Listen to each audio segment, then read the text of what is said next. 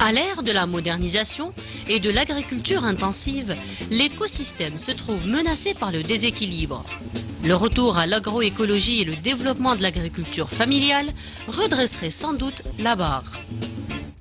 Voilà, c'est en tout cas un nouveau concept. Ça s'est passé donc du côté de Shreya et notre invité est là pour en témoigner puisque lui aussi a participé à cette belle opération qui vise à vulgariser, à faire connaître cette nouvelle tendance donc de l'agriculture et surtout de l'éco-agriculture, voilà, et agroécologie.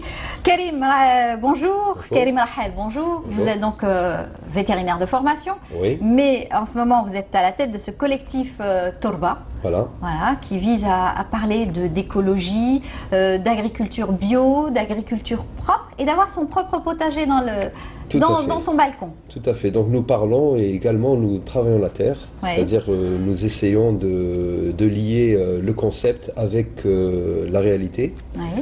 D'autant plus que dans les prochaines années, l'Algérie aura besoin d'aller vers l'autonomie alimentaire, du fait que nous n'avons plus de ressources financières pour acheter la nourriture qu'on en importe, et donc les Algériens seront amenés de plus en plus à produire et à produire par eux-mêmes sur le plan des potagers, par exemple, au niveau des villes ou juste à la périphérie des villes. Et c'est un concept qui se développe dans le monde. Et pourquoi pas chez nous? D'ailleurs, dans le monde et à Cuba en particulier, parce que vous connaissez l'histoire de Cuba, l'embargo américain. Ils ont été obligés, ils ne pouvaient plus rien importer, comme nous peut-être dans quelques années, et donc ils ont été obligés de se gérer par eux-mêmes, sans produits chimiques. Maintenant ils sont autonomes. Ils sont autonomes. Voilà. D'où justement cette invitation et cette formation que vous avez donc réalisée au niveau donc du club Al Fayed avec ce formateur qui est venu donc de France. Il s'agit de Faisal Anser. Bonjour. Bonjour. Bienvenue parmi nous. Merci. Alors vous me disiez en coulisses que vous étiez journaliste de formation. À la base, oui. À la base, vous faites l'inverse de moi en fait. Voilà, en fait c'est culture-agriculture, c'est pas trop loin en fait, ça se rejoint. Oui, c'est vrai que je suis journaliste, je suis ponctuellement, mais en 2011... il y a eu une reconversion. En reconversion en agriculture biologique, plus spécifiquement c'est le maraîchage biologique. J'ai repris mes études en 2011 dans l'idée de lancer une ferme pédagogique. Je suis en train de travailler dessus. Donc j'ai fait une formation classique en maraîchage biologique, mais par certains aspects, j'ai vu que l'histoire de la pérennité de l'agriculture, elle pouvait pas en fait, on pouvait faire du bio, mais si on utilise toujours des énergies fossiles, donc les tracteurs, etc. Je trouvais qu'il y avait une incohérence, une contradiction. Donc j'ai poussé un peu les recherches et j'ai découvert ce qu'on appelle la permaculture, qui est elle zéro en termes de dépenses énergétiques en hydrocarbures, c'est carrément zéro. Et on pas de mécanisation. Pas de mécanisation. C'est en fait c'est un concept qui a été inventé. Le mot permaculture, c'est un mot contraction de deux mots, c'est culture permanente ou agriculture permanente, qui a été inventé par deux Australiens, c'est Bill Mollison et David Holmgren dans les années 70. Et donc c'est en fait s'inspirer des écosystèmes existants naturels où il n'y a pas l'intervention humaine. On s'est rendu compte que ils arrivent quand même et le plus abouti ce sont les forêts.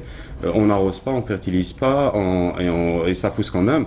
Donc il y a eu un retour un peu vers tout ce qui est empirique, ce qui a été les anciens, comme ils travaillaient la terre depuis 4000 ans. Donc retour à la main d'œuvre traditionnelle. En fait, après il y a eu un apport scientifique, donc il y a eu une jonction entre l'empirique et le scientifique.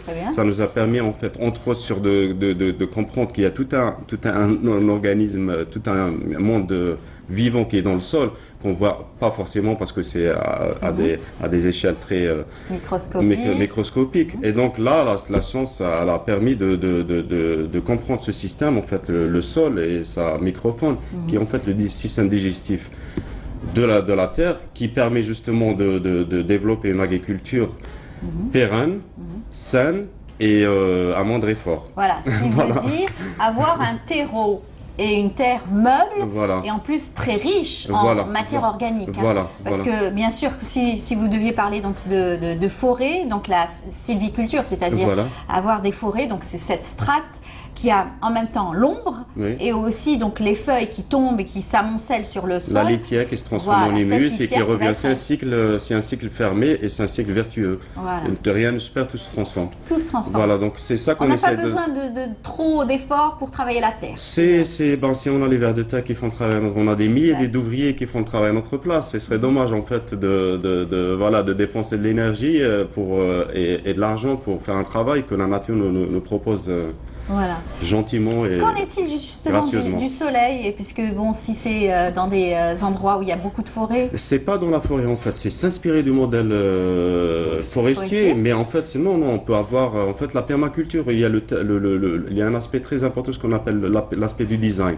Après, on peut parler un peu plus dans le détail.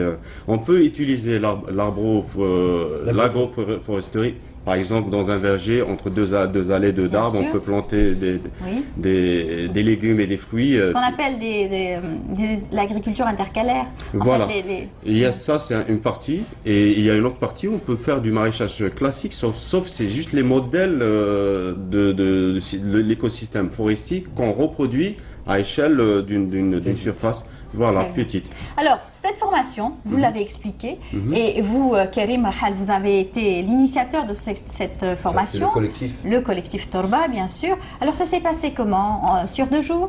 Voilà, sur 2 jours, donc un atelier théorique, et ensuite on est sorti sur le terrain et nous avons un membre de Torba qui dispose d'une ferme, et dans laquelle on a fait une partie pratique, donc tout ce qui est lié à la conception d'un verger, d'un potager, une parcelle de terre. Dans l'esprit permaculturel. Et en fait, ce qui est intéressant pour nous, c'est que l'esprit permaculture, c'est vraiment les petites surfaces, et c'est vraiment pour des familles.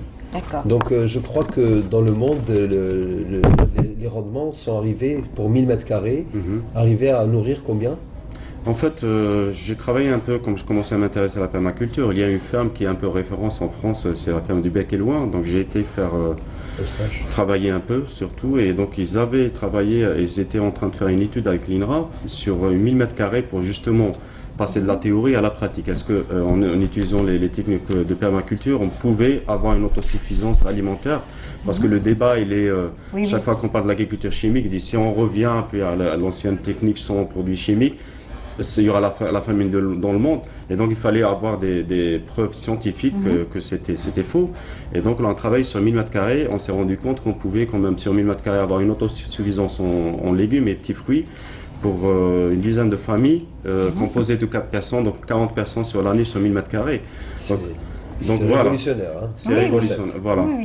Tout en dépensant le minimum physiquement. Alors, et avec zéro d'énergie fossile. Voilà. Que faites-vous dans le cas d'une invasion, d'une maladie, justement, on s'inspire de la nature. Comme on introduit énormément de biodiversité, la nature a la tendance, le système a tendance à passer par des étapes où il va finir par à une maturité qui fait en sorte que qu'il y a une apparition d'une maladie ou de ce qu'on appelle les ravageurs, ça va tarder l'apparition de ce qu'on appelle l'auxiliaire. Donc c'est son ennemi naturel, parce que c'est une chaîne alimentaire. Et une lutte biologique. Voilà, une lutte biologique, et qui se met en place doucement quand on augmente la complexité en termes de biodiversité.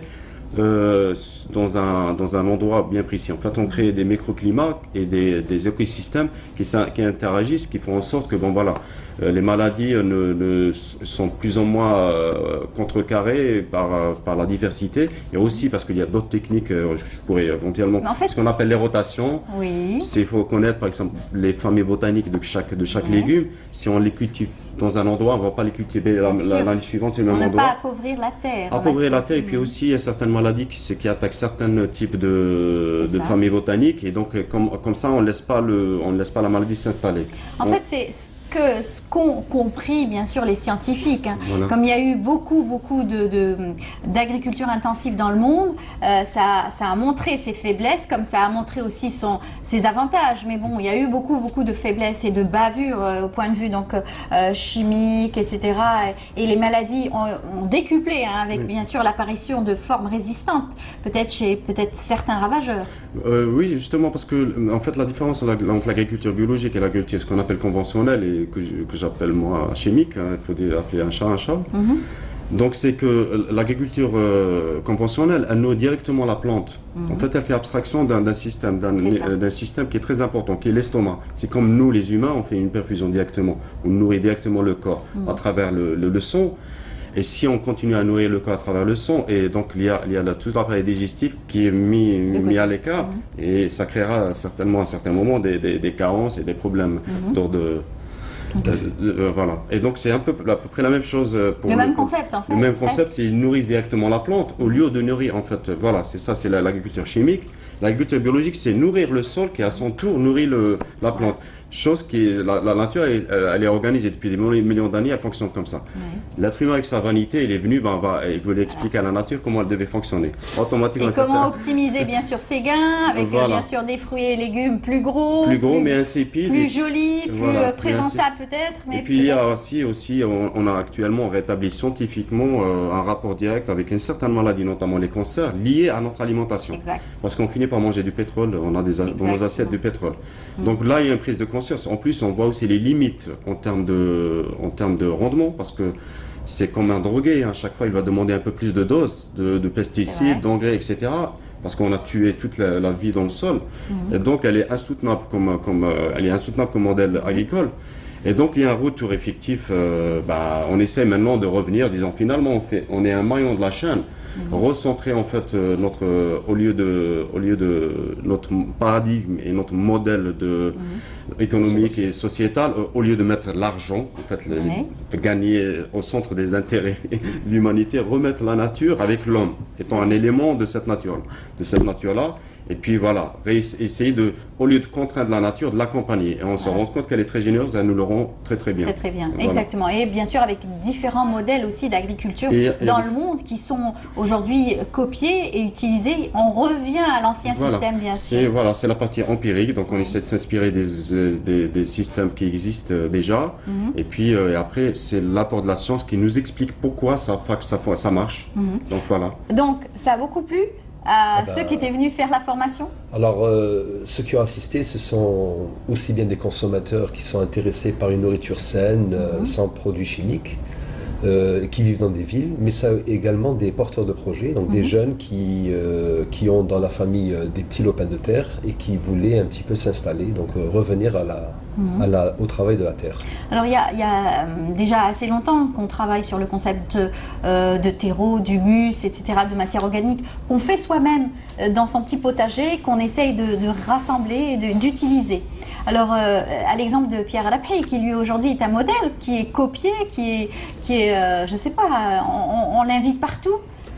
On l'invite partout de par son origine paysanne et son travail de la terre, et sa vision mais de la également chose. en tant que justement visionnaire, parce que justement il est en train il est arrivé à une période où on remet en question le modèle économique chimique à base intensif. Et donc lui, il vient à point pour justement remettre en question ce modèle-là. Et l'Algérie, plus particulièrement, est vraiment, elle est touchée en urgence parce que nous, ce qu'il y a, c'est que notre modèle économique est basé sur les exportations d'hydrocarbures. Et comme cette manne-là est en train de s'assécher vraiment très rapidement, se tourner vers je veux dire, dans les 5 à 6 ans à venir, si on ne sait pas réagir collectivement et individuellement, on risque d'aller vers de la famine. Et ça, c'est vraiment sérieux. Mais il y a un réel débat, et bien sûr, peut-être que feront ces pauvres paysans face à de grandes industries? Ça sera toujours une guerre, en fait. Nous sommes justement pour le développement d'une agriculture paysanne de petite taille et qui peut nourrir les familles. Je veux dire, c'est vraiment... C'est-à-dire doucement mais sûrement. Voilà, si on arrive sur 1000 mètres carrés à nourrir, je sais pas, quelques familles, c'est extraordinaire.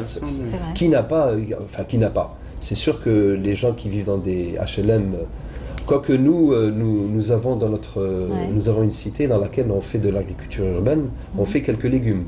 Heureusement, nous n'en sommes pas encore aux OGM ici en Algérie, donc tout va bien. Peut-être qu'il y a certains intrants, mais... Justement, nous essayons de faire un travail pour récolter les semences locales qui existent et qui sont en train de disparaître. C'est une banque, hein, génétique. Malheureusement, les paysans maintenant jouent dans la facilité. Ils achètent leurs semences chaque année sans se casser la tête. Et nos semences locales qui sont résistantes, qui sont même saines, et même le goût, ils ont le goût d'azman. Donc ça veut dire qu'il y a tout un travail à faire. Sans modification génétique, sans rien du tout. Voilà, donc on est en train de travailler également dans ce sens. Très bien. En tout cas, bravo pour ce que vous faites et surtout bon courage pour ce que vous faites, parce que ça ne sera pas évident d'essayer de vulgariser tout cela auprès donc, des agriculteurs, surtout à grande échelle. Le travail se fait surtout par rapport au consommateur. Lorsque le consommateur voudra des légumes frais et bio, c'est-à-dire sains, lorsqu'il voudra du poulet fermier, des œufs fermiers, du lait de chèvre, surtout pas de vache, parce que le lait de vache n'est pas très bon pour la santé, je pense que c'est le consommateur qui va faire un appel pour aller vers une agriculture durable et plus saine. Bien. En tout cas, bonne chance pour votre collectif Torba. On sera appelé à encore une fois parler donc, de ces concepts. Et puis on remercie votre formateur. Je rappelle Faisal Ansar.